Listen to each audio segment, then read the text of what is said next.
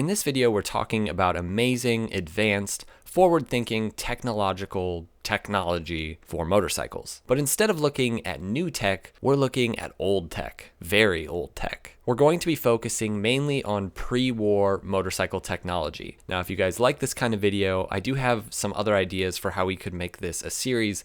So let me know if you want more videos like this. Let us know down in the comments below. And yeah, let's jump in.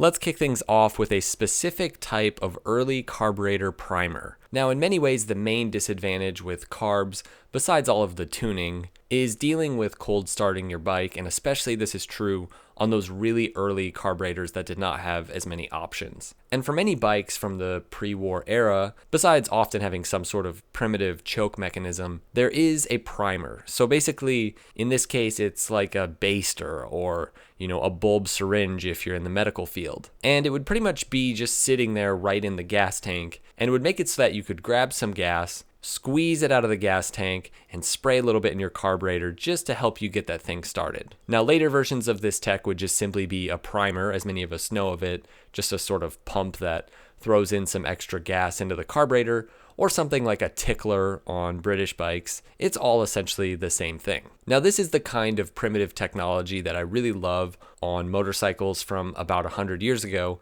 It's really the stuff that showed that engineers at that time knew what the problems were that needed to be tackled, but they hadn't quite figured out the most efficient ways to handle whatever the problem is, and that's true of quite a few of the things on this list. Number 9 goes to automatic self-lubrication systems, and particularly in those pre-war era bikes, the system that sticks out is the Flying Merkle automatic lubrication system. All the way back in the 1910s and even the 20s, motorcycles utilized what we now call a total loss oil system. Basically, oil is fed down into the places where it's needed, and it slowly drips out the bottom of the motorcycle. Not exactly the most environmentally sound system, but I don't think they really cared about that at that time. Now, Merkle as a company did not solve this specific problem.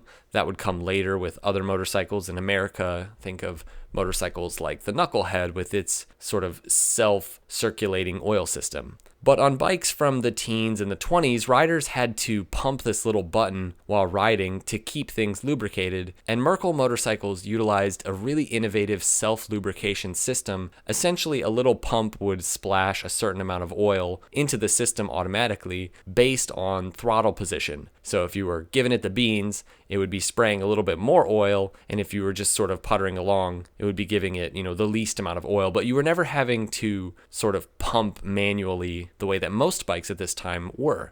So it was entirely mechanical, and it really worked like a charm, and it showed, again, like the last item on our list, that people at this time knew what the problems were and they were figuring out solutions. But again, the really sort of necessary solution would be just a way to, stop having oil drip out the bottom. That was advantageous in some ways because you were always getting fresh oil into the system. But obviously, like fully circulating oil systems would come later, and those would really sort of fix the problem. Number 8 will probably be our latest innovation, and it belongs to Vincent motorcycles, mainly in the post-war era. Though this is a technology that Vincent probably used on their more famous post-war big twins. I do believe, however, that this could have been present. I'm not 100% sure, but it wouldn't surprise me if this was present on the Series 1 Rapide, the HRD Rapide, because that is a very similar bike to the post-war Rapide and Black Shadow. But regardless, this is a way of dismantling basically the entire motorcycle really simply.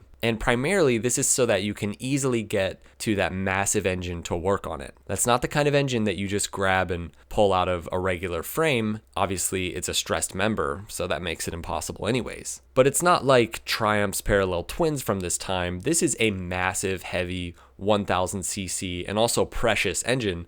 So Vincent tackled this problem with a brilliant solution. As I said, the Rapide and Black Shadow utilized the engine as a stress member, and this is again true of their smaller single bikes as well. So they made it so that you can relatively easily pull the front and rear portion of the entire bike off of the engine as long as you put something under the engine like a block. And then you would begin dismantling the front and rear frame basically, and just roll those pieces off of the engine. Now, being able to work on your own motorcycle was key at this time. Even on a high-end, expensive performance machine like this, obviously there were people who probably took their bikes to be worked on. But a bike like this would come with a manual showing exactly how to do something like this step by step.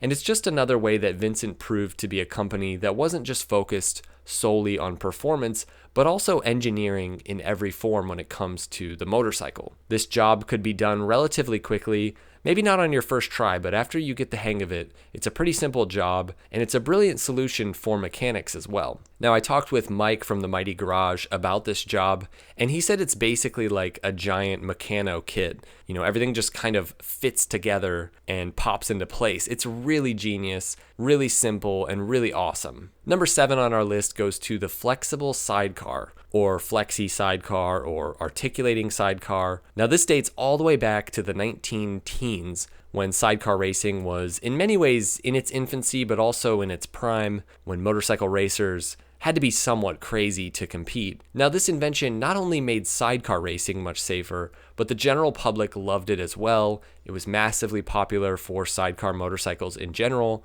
and the flexi sidecar had different iterations as the technology evolved, but essentially it was a way to make the sidecar lean with the motorcycle. Instead of being rigidly connected to the motorcycle's frame, the connection was, flexible, making the main sidecar frame able to move freely. Now, that wasn't the only thing that was different. For this to work, the sidecar's wheels also needed to be flexible, so the wheel was also connected to the car on sort of a pivot. So not only could the motorcycle lean over with the sidecar, but also the sidecar could go over its own bumps and undulations without affecting the motorcycle itself. And it's super simple, it's super genius, and yet somehow Ural has never figured this out. So the only modern sidecar company really that we have making sidecar motorcycles is still using this old rigid form. Now, maybe this technology was found out to be dangerous or something. I don't know. But to me, it seems like it makes a lot of sense, and it would be nice if Ural had a, sort of high-end premium flexible sidecar option, but then it would probably be like $23,000, and geez, yeah. But yeah, the flexible sidecar, really cool piece of really ancient technology. Number 6 goes to one of my favorite old world, old-timey motorcycle pieces of tech, and that is the Sprung Saddle. Now, this is suspension, essentially, in its earliest form, back when motorcycles had zero suspension, and even when companies did start developing front and rear suspension setups, motorcycles would still often utilize a sprung saddle just for that extra bit of sort of dampening. Now, it's obviously not going to protect the important parts of the motorcycle from shaking to death, but it really does work for the rider. It's a really great system, and in many ways, early suspension was so bad, the good old sprung saddle, as I said, remained the best way to dampen the rider as you hit bumps. It also gave the rider this beautiful, old-timey, almost horseback riding look as they bounced along down the road. Now, after World War II, this would pretty much disappear, but when you think about how much suspension advancement happened prior to World War II, the fact that so many motorcycles still used seats like this, I don't know, it's pretty cool, and it obviously shows that it was still useful even when they had really advanced rear suspension. Number 5 goes to a complicated piece of tech that showed up on motorcycles like, for example, the Brough Superior SS100. This is the Bonniksen Speedometer, and it is very complicated. It's one of those things that's useful, sort of, if you understand it, but in many ways, it feels like complication for the sake of complication. Now, the way it works is that one hand will show you your speed for 5 seconds, and that hand then stops and jumps back down to 0, showing your speed, and the other hand jumps up and tells you your current speed. So every 5 seconds, it's switching to the other hand to give you your speed. It's incredibly distracting, but I'm sure it's one of those things that once you're used to it, it just kind of works. The complexity also comes in the fact that though it only reaches 50 miles per hour on the Speedo does go beyond that to 100. You just have to remember that you're then beyond 50. So when it says 10 or 20 and the other one is resetting to 50, you're actually going 60 or 70. If I had one of these on my motorcycle, I would probably ignore it and just go the same speed as the traffic around me because it's just so distracting. The other clocks on this speedometer also show you how long you've been traveling. So one of them shows you how long in terms of hours, and the other, is like a tripometer or whatever. And then you also have just a standard odometer in the rectangle. More than anything though, this speedometer is amazing and cool because it really does appear to be a true piece of art. And for big bikes like the Bruffs and other bikes from the pre-war era going way back, it really added that little touch of sophistication for premium sort of old world motorcycles that existed at the time. All right, I have a feeling that this little piece of tech is something that many of you have not seen. It's something called Rough Rider hand grips, again present on very early motorcycles. And these gave you an extra way to basically hold on to your bike. They made it so that you could tuck in for a more racing position without the handlebars needing to change. So, you could switch from that proper sort of upright position that riders had on these early motorcycles, and especially with the handlebars coming straight at you versus, more sideways, to then a lower racing posture. Basically, a large portion of the grips hang off the handlebars,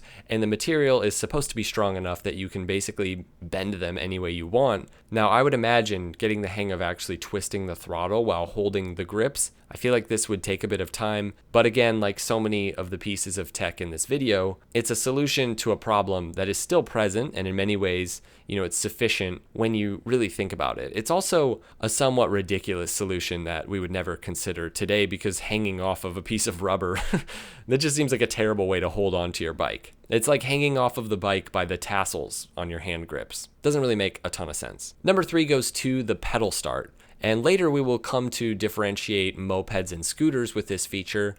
People say, no, a moped has pedals and a scooter doesn't. And today also e-bikes versus electric motorcycles. But there was a time when all motorcycles had pedal starts. Now the pedal start in and of itself is a great system. Now arguably the kickstart is actually a better starting method. But the pedals are nice because if you broke down and you had strong enough legs, you could get yourself home pedaling. As motorcycles would get bigger and heavier and have more displacement and cylinders, this would make it more and more difficult. Obviously, pedaling home a Henderson 4 would probably not be very easy. But those early single cylinder bikes really didn't weigh a whole lot, and this was a viable option for bikes at that time. Number 2 goes to acetylene or carbide lamps on motorcycles, which applied not only to headlights but also taillights. So these lamps had already existed before motor-powered vehicles on both houses and things like carriages, and they also still exist today for people who do things like mining or caving. They were a great way to give yourself some light, but on combustion-powered vehicles, obviously having, that carbide lamp's open flame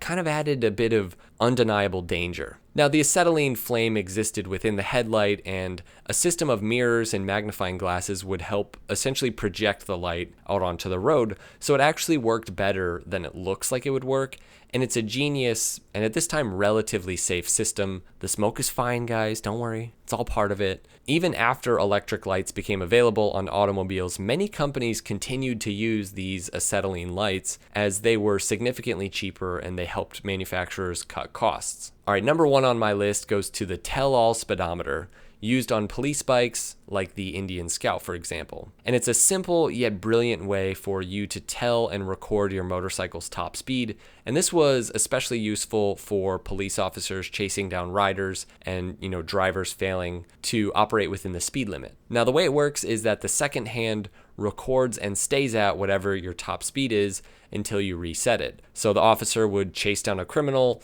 and they had a simple way to prove what speed they hit, and they would say, see, I was going 45 miles an hour to catch up to you, so you were going 45 miles an hour, and then, haul them off to the county jail or whatever. Now, obviously, there's some flaws in this system, like maybe the officer went a bit faster to catch up to the assailant. In fact, you would think that they would have to, so maybe the guy drove by at 40 and the officer had to hit 50 to catch up to him. But I just love it because it speaks to such a simpler time when people just didn't think too deeply about these things. Couldn't the officer just take his bike out and top it out at like 80 miles an hour and then leave his tell-all on and say, this guy was going 80 miles an hour? But of course not. An officer of the law would never do such a thing. Then of course, they'd take a quick photo of the Speedo on their phone and send it over to dispatch, and they'd have proof of the crime. So pretty simple. Regardless, I do love it. Alright guys, there you have it. Again, if you enjoyed this, I'd love to get your feedback and we can do more videos like this. I have done other videos that are similar to this, so this isn't that different. But I do like the idea of talking about old motorcycle tech and